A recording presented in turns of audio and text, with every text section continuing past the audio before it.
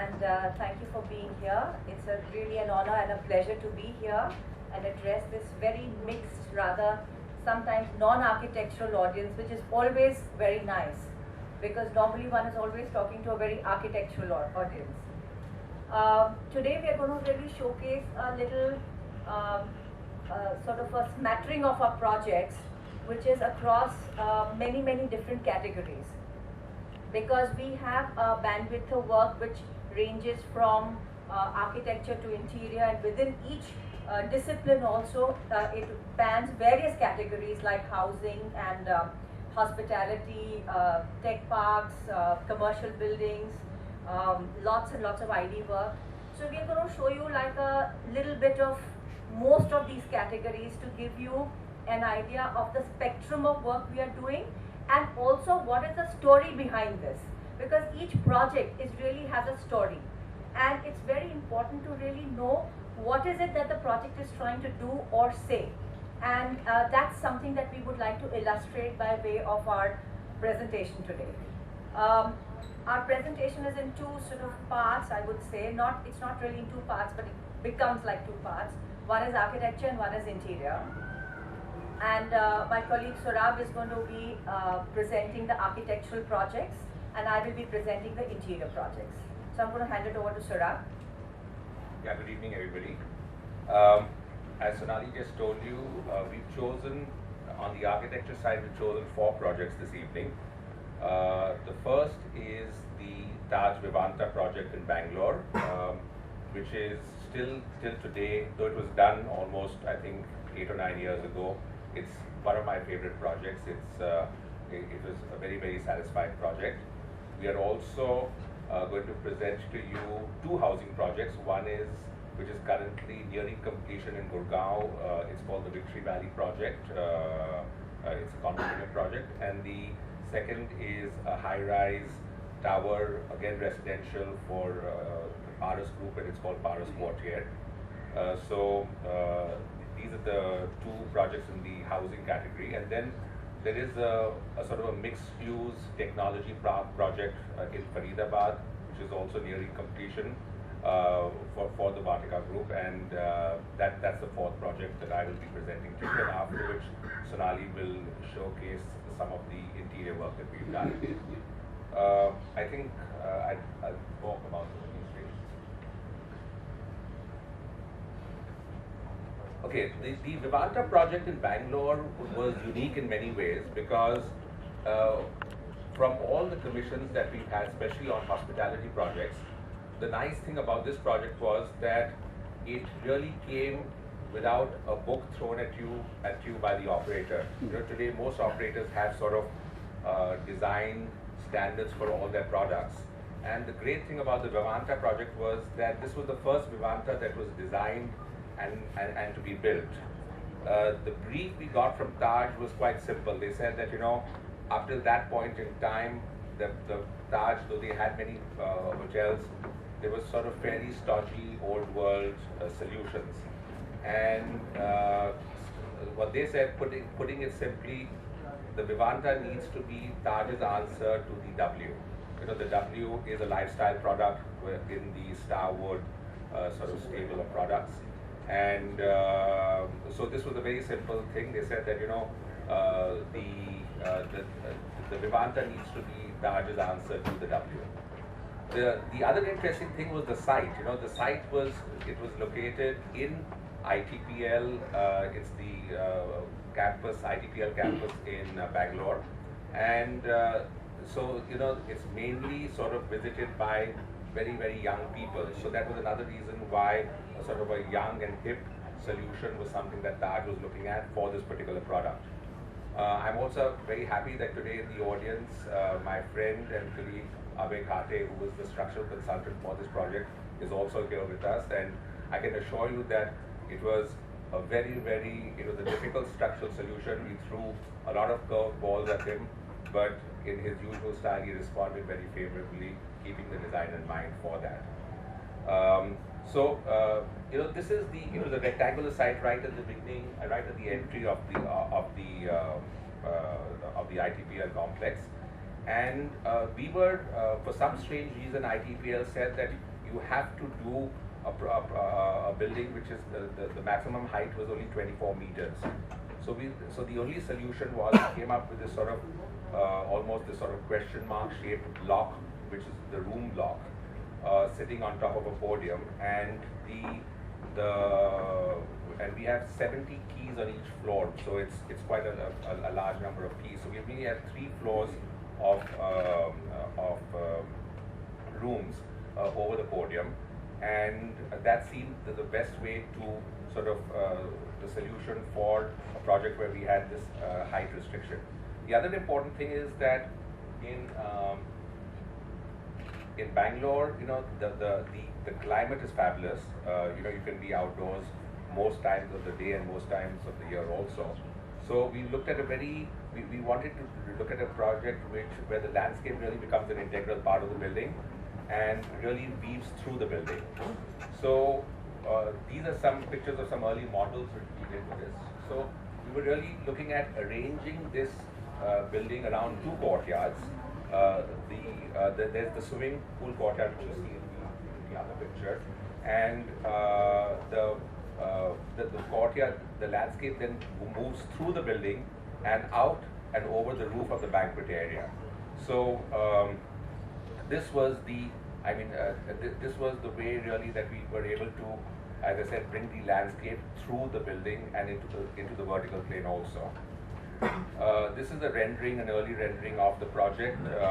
We always wanted to look at this sort of combination of colored glass and exposed concrete, and it's something that really fits into the context very well over there. These are now some actual photographs of the building after it was completed. When we first conceived of the project, we really had looked at sort of more earthen colors on the glass. There were the sort of the reds and the rusts.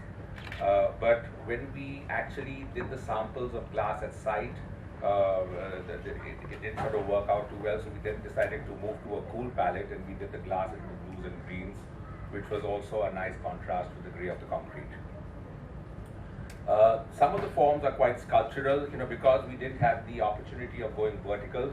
We tried to make the building iconic by just the materials and the shapes, and you'll see that we've actually been able to sort of regulate that, especially in this front area is the banquet hall, and wherever there were some sort of where the concrete didn't work out too well, we just hammered it to sort of camouflage that. But it's really this juxtaposition of the glass with the concrete which is what this project is all about. This is an evening view again of the project after it was ready. The interesting thing about this project also was that we were commissioned by Taj to do the architecture and the interiors, which was very useful because a lot of the interiors on this project are very architectural. We were able to modulate that right from the design stage itself. We don't have false ceilings in lots of areas. We just sort of cut grooves in the ceilings and put the lights into that. So it was a good opportunity to really combine both these things. A view of the courtyards. This is the swimming pool courtyard, and on the left is the steps that take you up above to the garden above the banquet hall. And it's these, sort of indoor-outdoor spaces which are really the heart of this project. And as I said, given the climate of Bangalore, even today when you go to the site, you see lots of young kids, sitting on these steps, sitting in the garden, and it's just I think it's gone beyond being just a hotel. It's become more like a public space extension of the ITPL campus. Just some more pictures of the courtyards. Okay, so that was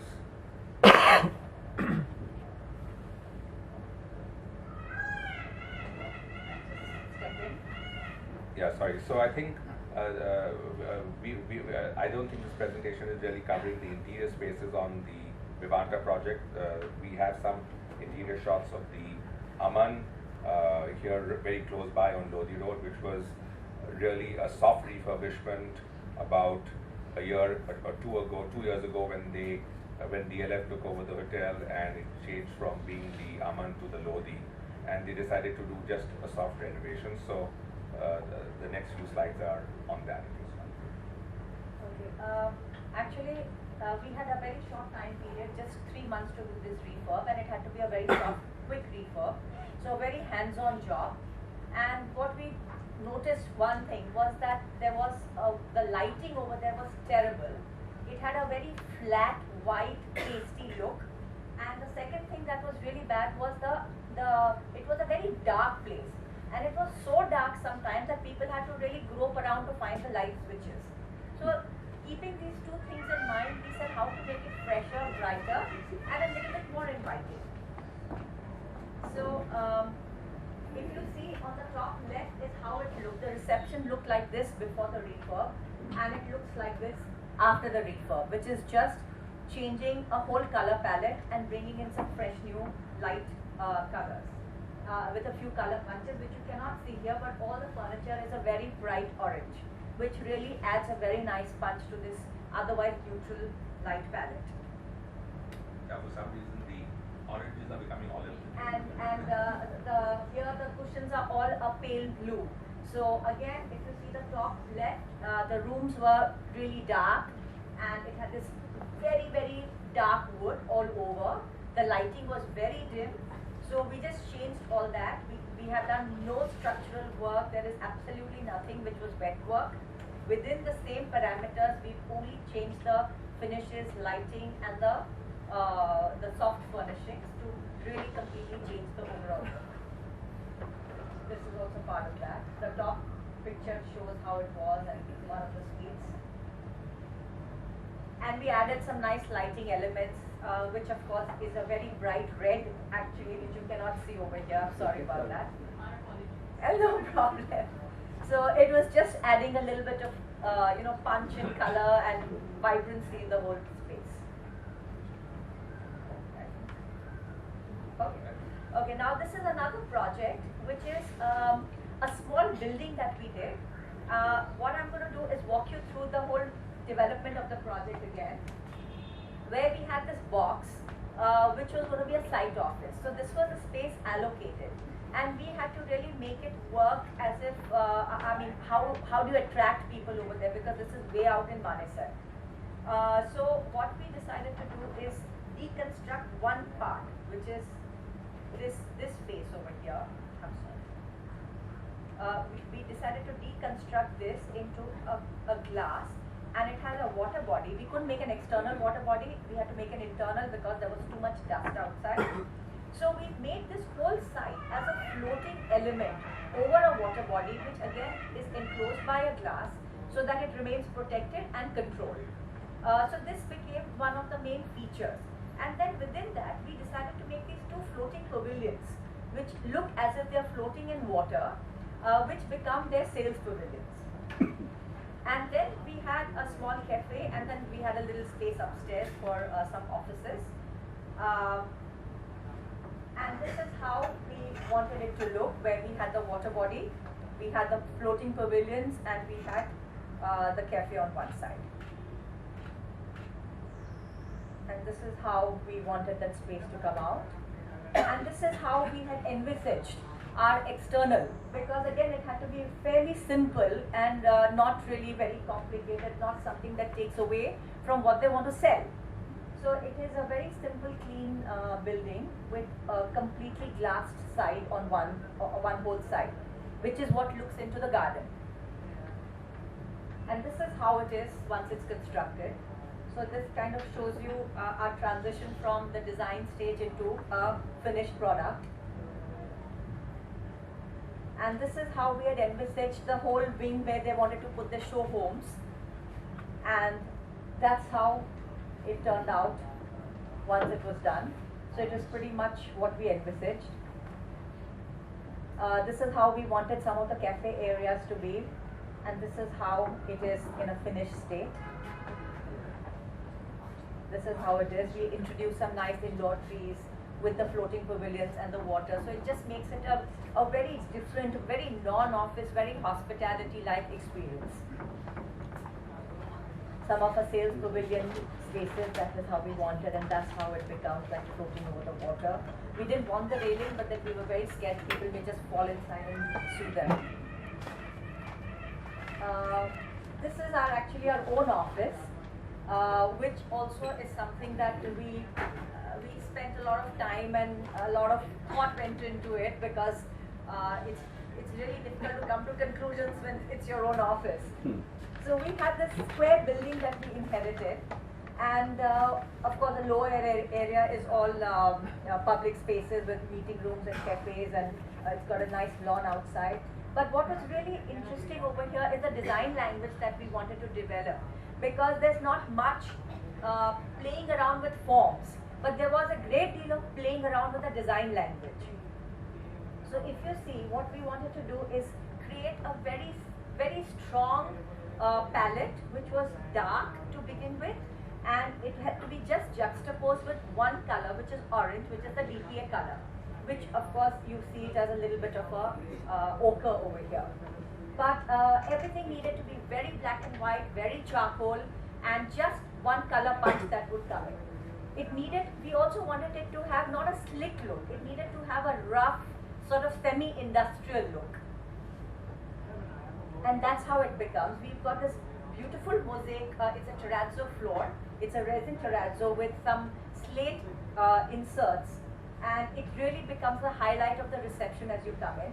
Everything is very sort of black ceilings with some floats, lots of acoustic treatment, and a very sort of a simple space otherwise. Made with a lot of lighting.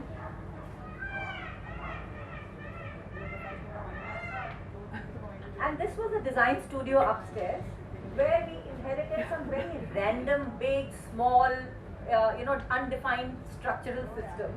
All these columns and shear walls which were there, which we could not do anything about. So instead of just letting them be randomly, we said let's tie them up into a design language and let's create them as if they were intentional, they were made for us. So that's what we did. We created this whole design element. Also what happens in an office is that everything below the eye level is all cluttered, papers, desks and all that. But what is always clear is your ceiling. So we said let's play with the ceiling and let's create a design language which is defined in the ceiling. And that's what we started working on. And that's what we sort of started coming to. And that's what it became.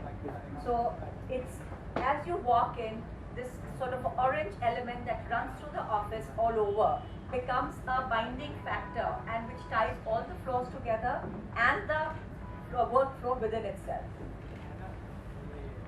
This is another office which we did for DuPont, where if you see, it's a very simple, straightforward office. The reason I want to show it to you is that how we wanted to break the rigidity of the space, because the functional requirements were so high that there was nothing you could do about the main work areas.